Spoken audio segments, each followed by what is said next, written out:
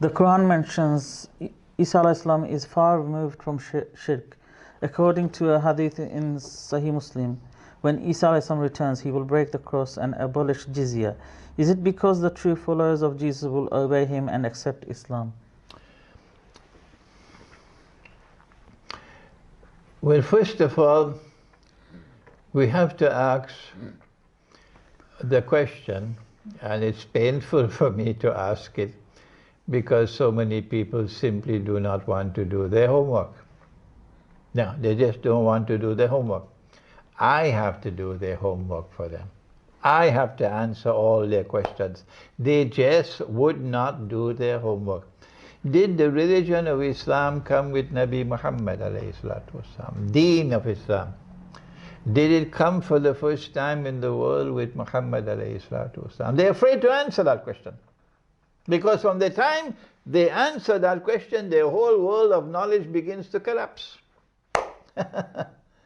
The Deen of Islam came to the world for the last time with Muhammad alayhi salatu wasalam. And it is shocking to them to hear that. So there were people who followed the Deen of Islam long before Nabi Muhammad alayhi salatu wasalam came. Okay?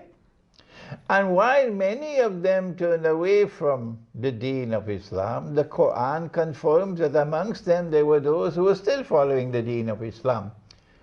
So woe unto those who say, every single one of them is a kafir. Woe unto them. We part company. We part company from such rubbish. The Deen of Islam is something that we share.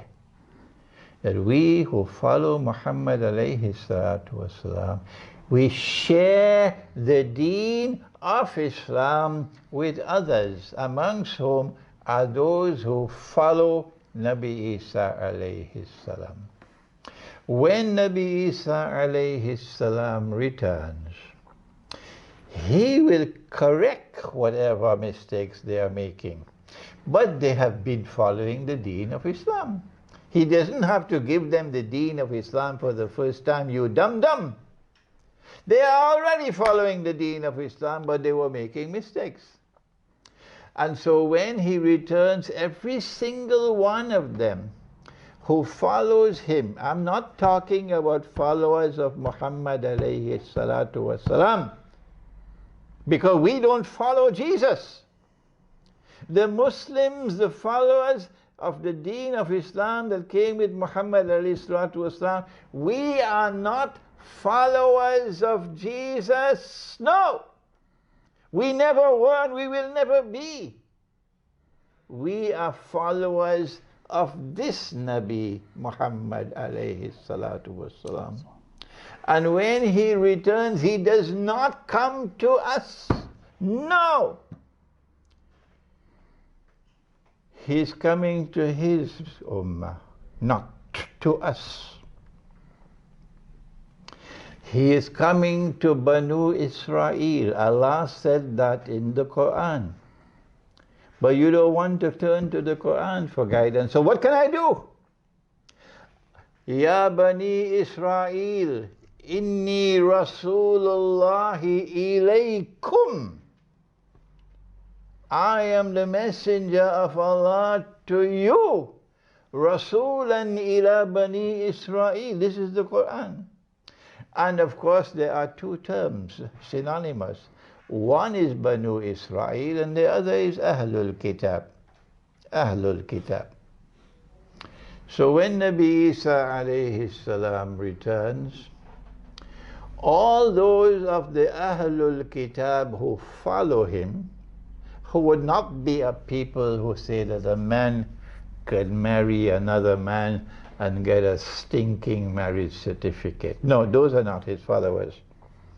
When he returns, then he will correct them and declare to them, and they'll accept it, that Muhammad, Allah's blessings be upon him, is a prophet of Allah. And they will all accept it. And secondly, that the Qur'an is the word of Allah. And they will all accept it. All of them. There will not be a single one of them, of the Ahlul Kitab, who will not accept that the Qur'an is the word of Allah and that Muhammad alayhi salatu wasalam is the messenger of Allah. But they don't have to enter this ummah. No, they are in Islam already.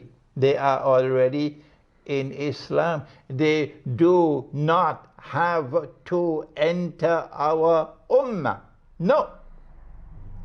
So they will follow their Nabi.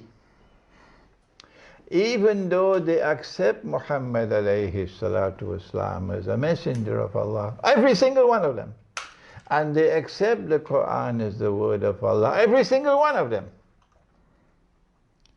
they will continue to follow their Nabi, and we will follow our Nabi.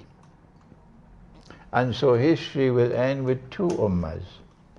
The ummah of Nabi Isa alayhi salam and the ummah of Muhammad alayhi salatu wasalam. And there will be love and affection between us. But my critics can't swallow that.